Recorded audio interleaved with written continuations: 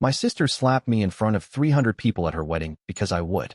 I grew up in the quiet, beige suburbs of Oregon, where the houses all looked like they were built from the same tired blueprint, and the families tried their best to fit into a mold of contented normalcy. My sister Natalie and I shared a hallway, a bathroom, and little else.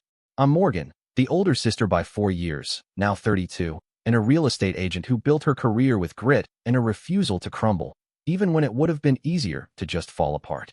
Natalie, she's the golden child. At least, that's what our parents always made sure she stayed. From the time we were kids, it was always me who followed the rules, who picked up after myself, who knew when to be quiet and when to help. I got scholarships, worked late shifts through college, graduated with honors, and never once asked for more than I could earn. Natalie, though, she floated through high school on charm and excuses. When she failed classes, it was because the teacher didn't understand her learning style. When she came home wasted at 2 a.m., it was because she was finding herself.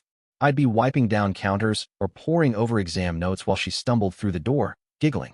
I don't remember when exactly it stopped feeling like we were sisters and started feeling like we were playing two different games with two different sets of rules.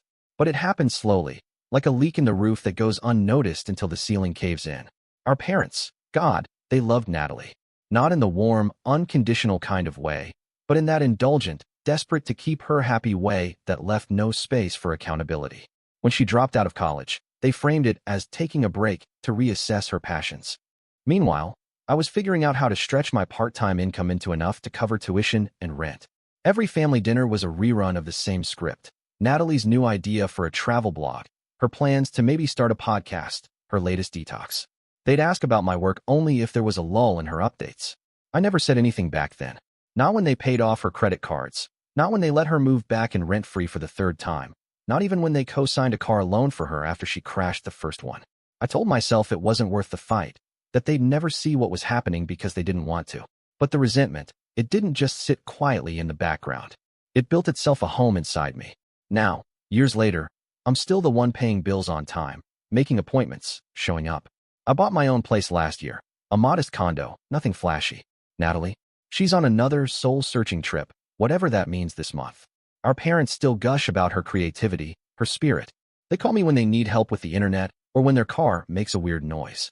But when it comes to anything real, anything about me, the line always goes quiet. And I've learned not to expect them to call just to ask how I'm doing. After nearly a decade of living in a shoebox studio where my bed touched 3 walls and the only view was a brick alley, I finally stood in the living room of my own place, a top-floor penthouse in Skyline Tower, overlooking downtown Portland. I'd scraped and clawed for every dollar. No vacations, no fancy dinners, no spontaneous weekend trips like Natalie posted about constantly. Just long days selling properties and longer nights running numbers on spreadsheets, trying to figure out how I could ever make this happen. It wasn't extravagant. I didn't splurge on designer furniture or marble everything. I chose quality over flash, clean lines, warm light, a couch I didn't have to assemble myself for once. Everything in that space had been carefully chosen.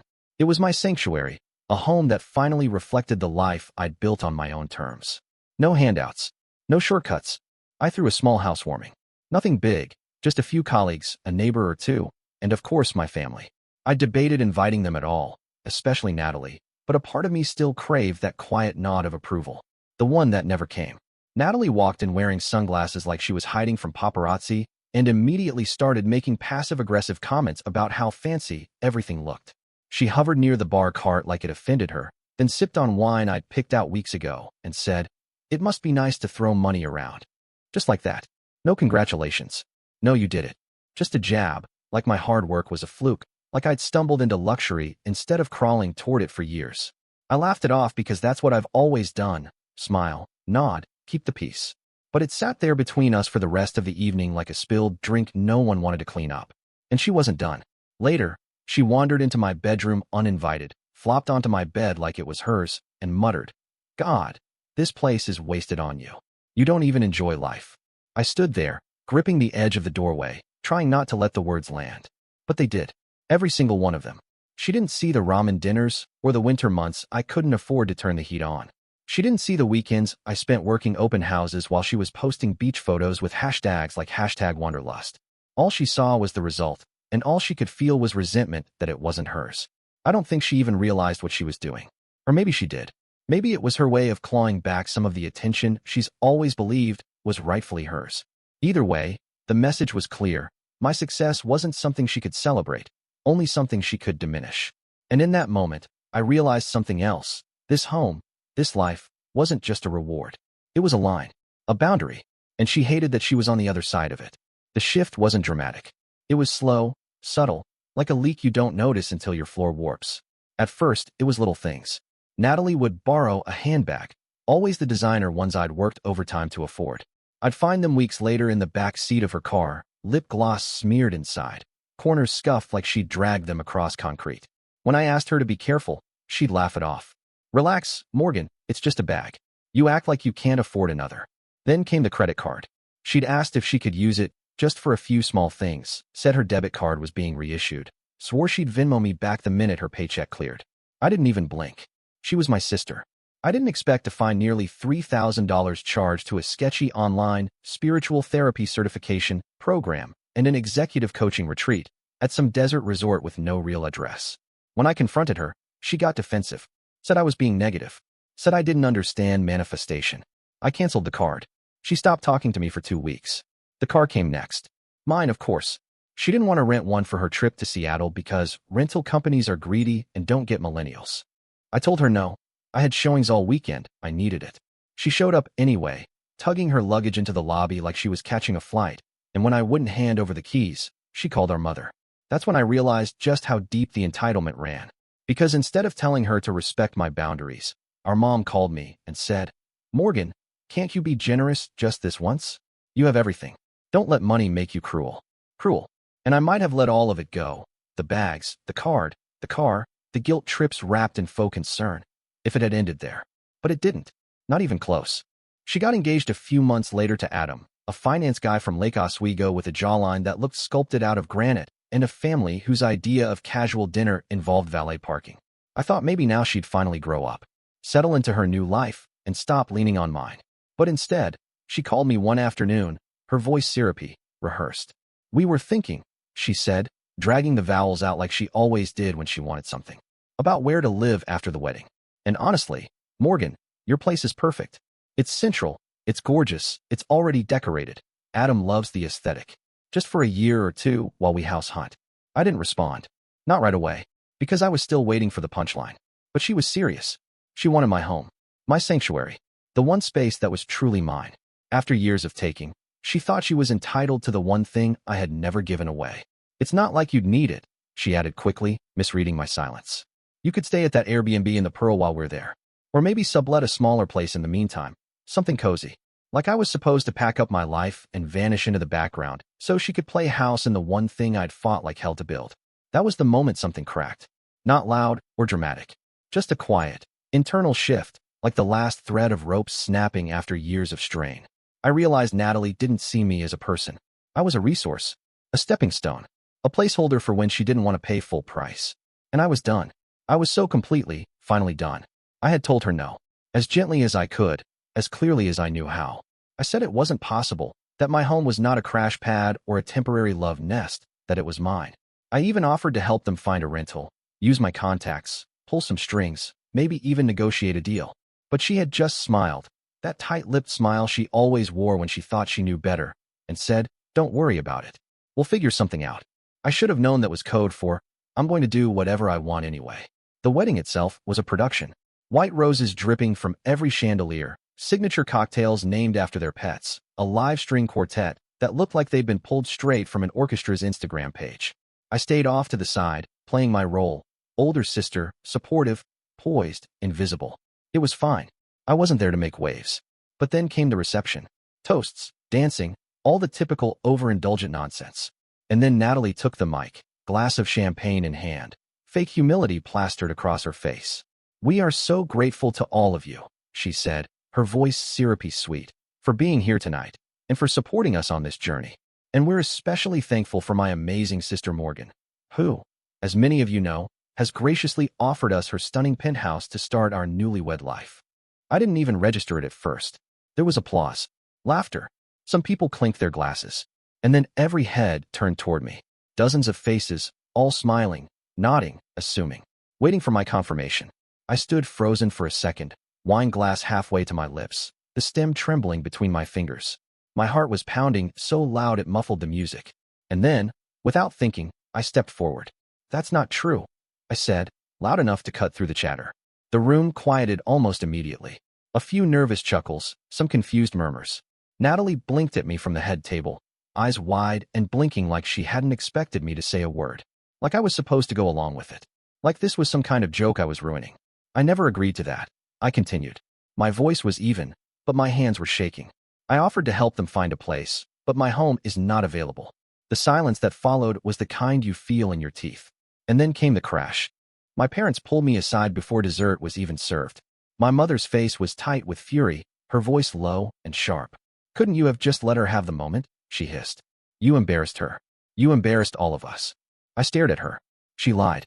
She made an announcement in front of everyone without asking me. What did you expect me to do? My father stepped in then, trying to play peacemaker with that tired, passive tone he always used when he didn't want to take sides but still wanted to keep the peace. "You're doing well, Morgan," he said. "You're comfortable. You're happy. Why does it matter so much?" And that's when I realized how they saw me. Not as their daughter, not as someone who had sacrificed and worked and earned every inch of her life, but as a bank account with a view. As someone who could afford to give, and therefore should. They didn't see my boundaries. They only saw my resistance. They didn't hear me say no. They heard me say I wouldn't make Natalie's life easier. And for that, I was suddenly the villain. I left the wedding early. Alone. In the Uber ride home, I stared out the window and thought about the years I'd spent trying to make them proud. Trying to be the good one, the stable one, the easy one. And it hit me in that moment. They were never proud. Just comfortable. And comfort, to them, was something I owed them indefinitely. They invited me to coffee like it was some kind of peace offering.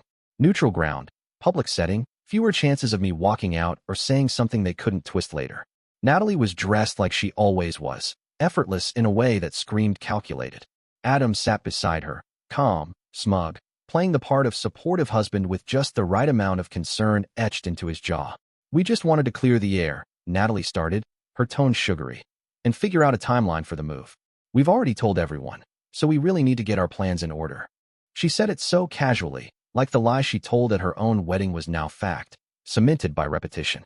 I stared at her for a beat, trying to decide if she genuinely believed her own version of events or if she just thought I could be bullied into backing down. "I already told you that's not happening," I said, careful to keep my voice steady. "You told people something that wasn't true. That's on you." Adam leaned in then, elbows on the table like we were talking business. "Look," he said, lowering his voice. "There have been some financial delays. Temporary. Just a few investment issues on my end. Nothing serious. But we could really use a place to land for a few months." "A few months. Right." I didn't say anything. Just nodded, let them keep talking. Let Natalie go on about visualizing their future in my living room. Let Adam toss out vague phrases like temporary liquidity bottleneck and market correction ripple. But inside, I knew something wasn't adding up. I've worked in real estate for over a decade. You learn things. Not just how to close a deal or stage a home, but how to read people. How to sniff out lies buried under smiles. And Adam? He smelled like smoke right before the fire. So I made some calls. Quiet ones. Discreet ones. A broker I knew from my licensing days. A former client who now handled asset recovery. A finance guy who owed me a favor. And what I found didn't surprise me. It just confirmed the sinking feeling in my gut. Adam was drowning.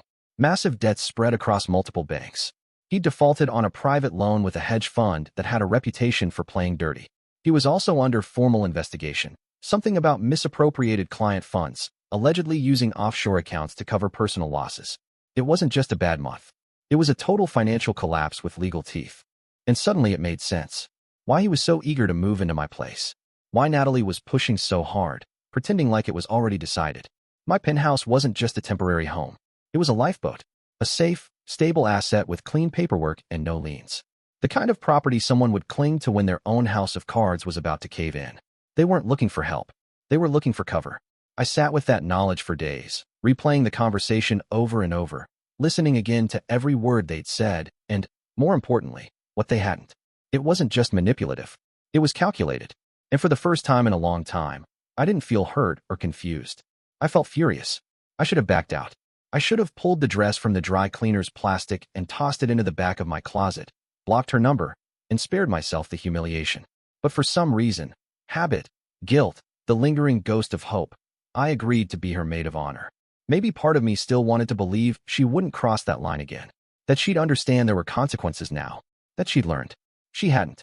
The ceremony was elaborate and exhausting. Everything choreographed within an inch of its life. I stood beside her as she said her vows with watery eyes and trembling hands, watching her lie with the same conviction she always had, like the truth had always been optional. And then, at the reception, just when I thought I could slip out the side door and disappear, she took the microphone. She stood in the center of the ballroom, twirling a glass of champagne, surrounded by white lilies and people too polite to interrupt. Her dress sparkled under the lights like a warning flare. "I want to take a moment to thank the most important person in my life," she said, turning toward me. "My sister Morgan." A few heads turned. I forced a smile, my stomach tight. She has not only supported me through everything, but she's also given Adam and me the most generous gift imaginable. Her beautiful penthouse, where we'll be starting our life together. It hit me like cold water. Gasps, applause, laughter, and then all eyes on me again. I walked to the stage in silence, my heels echoing on the floor, my face calm, measured. Natalie smiled like she'd won, like she'd played her hand, and there was no way I'd flip the table now. I took the mic from her hand and turned toward the crowd. "That's not true." The room went still. I did not gift my home to anyone. There has been a misunderstanding that, unfortunately, keeps being repeated in public without my consent. I looked directly at the family court judge sitting near the front, her face unreadable, but alert, listening. I turned back to the crowd. "I just want to clarify, for everyone here, that I did not agree to this arrangement. And I am not giving away my property. It was clean, direct, not cruel, not emotional, just final." And then, without a word, Natalie stepped forward and slapped me, open-handed, right across the face. There was a collective gasp, followed by stunned silence. My cheeks stung, my head turned slightly with the force, but I didn't react. I didn't speak. I didn't flinch. I just stood there and stared at her. Because in that moment, she showed everyone exactly who she was. And for the first time in my life, I didn't feel the need to explain anything. I wasn't even home when they tried it. I was out of town for a conference, just a quick 2-day event in Seattle. But the building's security system caught everything. The attempt to pick the lock, the argument at my door, the way Adam tried to shove a credit card into the frame like we were in some bargain bin heist movie. What they didn't count on was the upgraded security I'd installed after the wedding. Cameras, sensors, timestamped logs. Everything documented, every second recorded. They left when the front desk called the police, but the damage was already done. That night, I sat in my hotel room, watching the footage over and over, trying to understand how we had gotten here. But the truth was I already knew. They weren't acting out of desperation. This wasn't about misunderstanding or entitlement anymore. It was about control. It was about taking what they believed they were owed, no matter the cost. The next morning, I contacted my attorney. By that afternoon, we had filed for a restraining order. The hearing was fast-tracked, given the video evidence and the incident at the wedding. Judge Rebecca Lambert, yes, the same one who had watched Natalie slap me in front of 300 people, presided over the case. She didn't need convincing. The footage spoke for itself. So did the string of increasingly unhinged emails Adam had sent me in the days since, some of which walked the line between threat and extortion. One of them literally read, "You'll regret dragging your own family through court. There are ways we can make this all go away." I handed it over without comment. The judge issued a full restraining order that afternoon. No contact, no proximity, and no access to my building, my workplace, or even my brokerage office. She didn't just stop there, either. After reading through the emails, she paused, looked directly at Adam, and said, "I'm forwarding these to the district attorney's office. You can expect to hear from them shortly." His face went pale. Natalie didn't say a word, just sat there, arms folded, seething in her designer coat like the world had turned on her unfairly. Like this was all some grand betrayal instead of the consequence of her own actions. When it was over, I stepped outside the courthouse and took the deepest breath I'd had in months. The air was sharp, cold, and real. For the first time, I felt like I had peeled off something heavy that I had been carrying for far too long. Not just the burden of their expectations, but the illusion that families should be tolerated no matter the cost. That illusion was gone, and I didn't mourn it. Not even for a second. 6 months passed, and the dust finally began to settle. Adam's name hit the local news first, a quiet blurb about pending charges, then a follow-up story when the fraud allegations became official. Embezzlement, securities violations, misappropriation of investor funds. The same smug man who once tried to lecture me about market dynamics was now being escorted from his firm in handcuffs. His accounts were frozen. His reputation torched. Natalie filed for divorce not long after that. Of course she did. The moment the money ran dry, so did her loyalty. Their picture-perfect marriage, barely out of the packaging, fell apart faster than a knockoff handbag. She moved back in with our parents for a while, back to the same bedroom where she used to smoke out the window and blame the smell on the neighbors. I heard through extended family that she was telling people I had set her up, like my boundaries were some elaborate conspiracy against her rather than the bare minimum I should have demanded years ago. As for my parents, it didn't change overnight. We still spoke in measured tones, still had dinners that felt more like peace talks than conversations. But slowly, the cracks in their version of events began to show. They stopped defending her, stopped pretending she was just misunderstood. My father, in a rare moment of candor, said, "We should have listened to you earlier." That was it. No apology, just that one sentence. But it was enough. For now, and me, I stayed in my penthouse. The locks were changed, the security updated, and for the first time, it actually felt like a home. Not a fortress, not a symbol, just a quiet, beautiful space that belonged entirely to me. I didn't have to explain myself to anyone who rang the bell, because no one was owed an explanation anymore. Somewhere in the middle of all this, I met someone. Not in some dramatic, fairy tale kind of way. Just a quiet, decent man who asked questions and actually listened to the answers. We built something slowly. Honestly, no demands, no guilt, no sense of obligation or performance. Just two people learning how to trust without fear of being used. It wasn't easy. None of it was. But I learned something in all that chaos. Peace doesn't come from keeping everyone else comfortable. It comes from drawing a line and holding it, even when it shakes. Especially when it shakes. Sometimes the pain of standing up for yourself is the first step toward true liberation.